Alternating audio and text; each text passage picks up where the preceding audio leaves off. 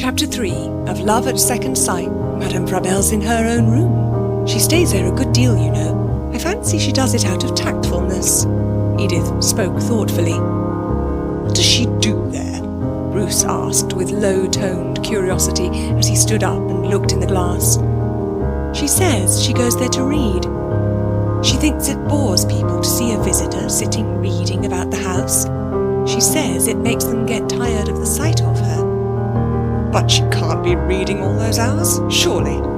And Bruce sat down, satisfied with his appearance. One would think not. I used to think she was probably lying on the sofa with cold cream on her face or something of that sort, but she doesn't. Once I went in, Edith smiled, and found her doing Swedish exercises. Good heavens, what a wonderful woman she is. Do you mean to say she's learning Swedish as well as all the other languages she knows? No, I mean physical exercises. But go on, Bruce. I'm getting so impatient. Bruce settled himself down comfortably, blew a ring of smoke, and then began slowly. I never dreamt, Edith. Oh, Bruce, are you going to tell me everything you never dreamt? We shall take weeks getting to the point.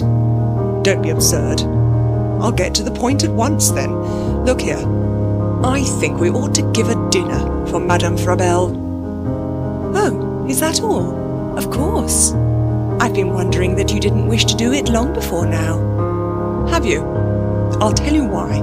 Thinking Madame Frabelle was a pal, a friend of the Conroys, it stood to reason, don't you see, that she knew everyone in London, or could if she liked, everyone worth knowing, I mean. Under these circumstances, there was no point in showing off our friends to her. But I found out only last night.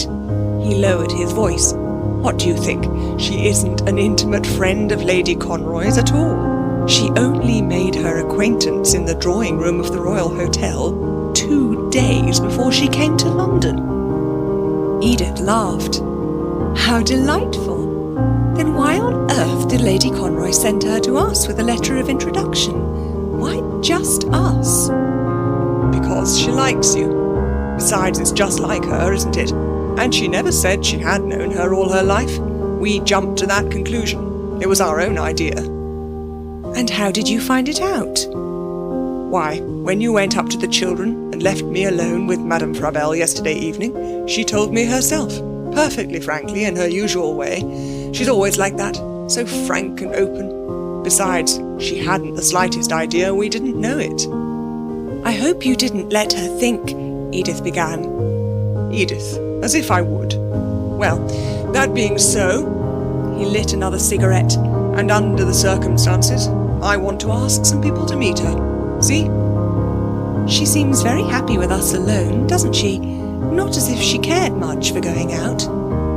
Yes, I know that's all very well, but I don't want her to think we don't know anyone. And it seems a bit selfish, too, keeping her all to ourselves like this. Who do you want her to meet, dear?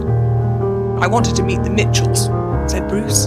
It's only a chance, of course, that she hasn't met them already here. And I've told Mitchell at the Foreign Office a good deal about her. He's very keen to know her. Very keen indeed, he added thoughtfully. And then the Mitchells will ask her to their house, of course. I know they will, said Bruce, rather jealously. Well, I shan't mind her going there, once or twice. It's a very pleasant house, you know, Edith, and she likes celebrities and clever people and that sort of thing. Mrs. Mitchell will count her as one, no doubt. I dare say. What does that matter? So she is. I know she is, in a way, but, Bruce, don't you wonder why she stays here so long? I mean, there's no question of its not being for, say, interested reasons. I happen to know for a fact that she has a far larger income for herself alone than we have altogether. She showed me her bank book one day. Why? I don't know. She's so confidential, and perhaps she wanted me to know how she was placed. And she's not that sort of person. She's generous and liberal, rather extravagant, I should say. Quite so. Still, it's comfortable here and saves trouble, and she likes us. Bruce again looked up toward the mirror, though he couldn't see it now. Well, I don't mind her being here. It's a nice change.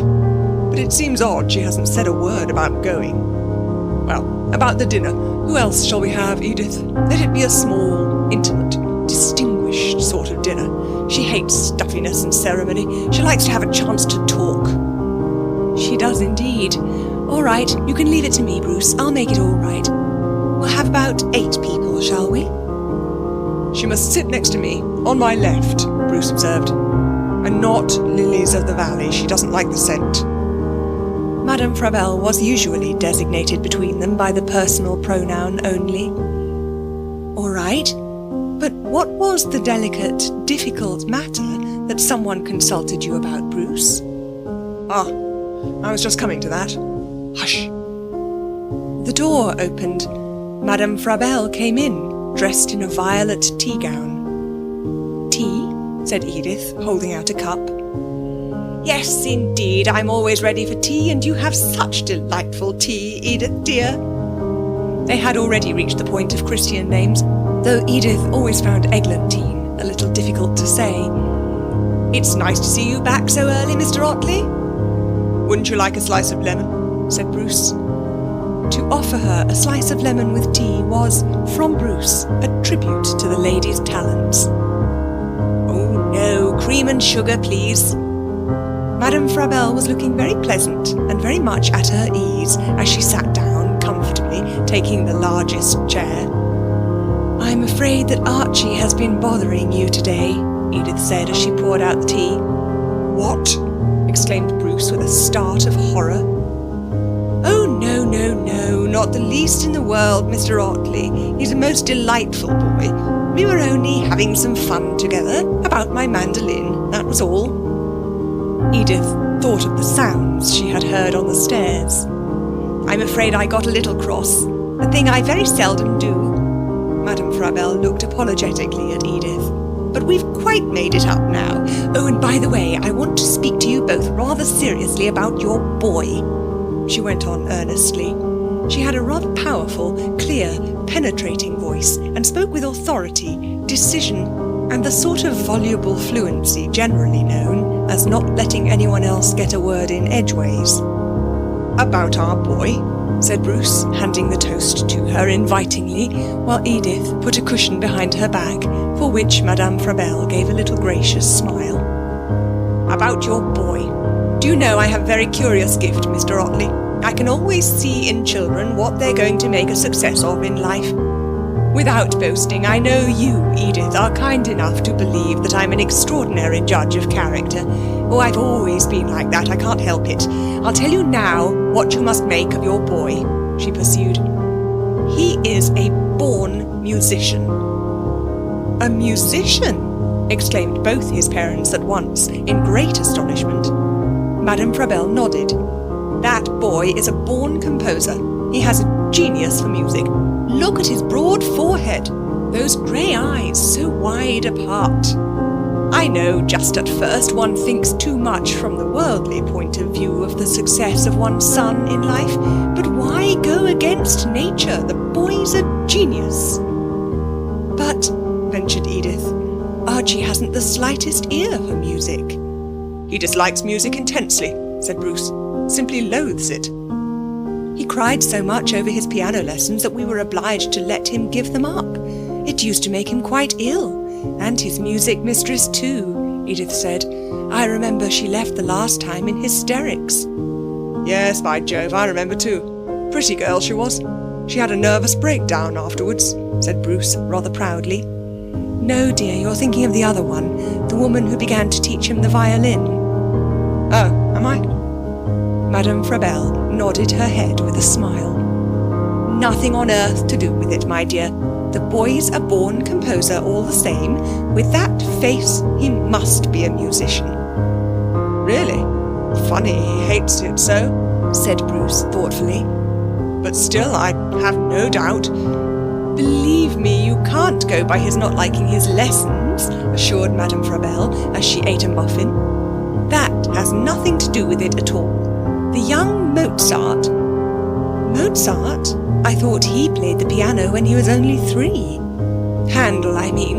Or was it Meyerbeer? At any rate, you'll see I'm right. You really think we ought to force him against his will to study music seriously, with the idea of his being a composer when he grows up, though he detests it? Asked his mother. Madame Frabelle turned to Edith. Won't you feel proud when you see your son conducting his own opera to the applause of thousands? Won't it be something to be the mother of the greatest English composer of the 20th century? It would be rather fun. We shan't hear quite so much about Strauss, Elgar, Debussy and all those people when Archie Otley grows up, declared Madame Frabelle. I hear very little about them now, said Bruce. Well, how should you at the Foreign Office, or the golf links, or the club? Asked Edith. Bruce ignored Edith and went on. Perhaps he'll turn out to be a Lionel Monckton or a Paul Rubens. Perhaps he'll write comic opera reviews or musical comedies. Oh dear no, said their guest, shaking her head decidedly. It will be the very highest class, the top of the tree, the real thing. Madame Frabelle may be right, you know, said Bruce. She leant back, smiling. I know I'm right, there's simply no question about it. Well, what do you think we ought to do about it? Said Edith. He goes to a preparatory school now, where they don't have any music lessons at all. All the better, she answered. The sort of lesson he would get at a school would be no use to him. So I should think, murmured Edith. Leave it, say, for the moment, and when he comes back for his next holidays, put him under a good teacher, a really great man, and you'll see. I dare say we shall, said Bruce, considerably relieved at the postponement. Funny, though, isn't it, his not knowing one tune from another when he's a born musician? It flashed across Edith what an immense bond of sympathy it was between Bruce and Madame Frabelle, that neither of them was burdened with the slightest sense of humour. When he presently went out, each of them preferred talking to her alone, and she also enjoyed a tête-à-tête most. Madame Frabelle drew up her chair nearer to Edith and said, My dear, I'm going to tell you something. Don't be angry with me or think me impertinent, but you've been very kind to me, and I look upon you as a real friend. It's very sweet of you, said Edith, feeling hypnotised, and as if she would gladly devote her life to Madame Frabelle. Well, I can see something. You are not quite happy. Not happy? Exclaimed Edith. No, you have a trouble, and I'd give anything to take it away. Madame Frabelle looked at her with sympathy, pressed her hand, and then looked away. Edith knew she was looking away out of delicacy. Delicacy about what? It was an effort not to laugh, but, oddly enough, it was also an effort not to feel secretly miserable. She wondered, though, what she was unhappy about. She need not have troubled, for Madame Frabelle was quite willing to tell her. She was indeed willing to tell anyone anything. Perhaps that was the secret of her charm. End of chapter 3.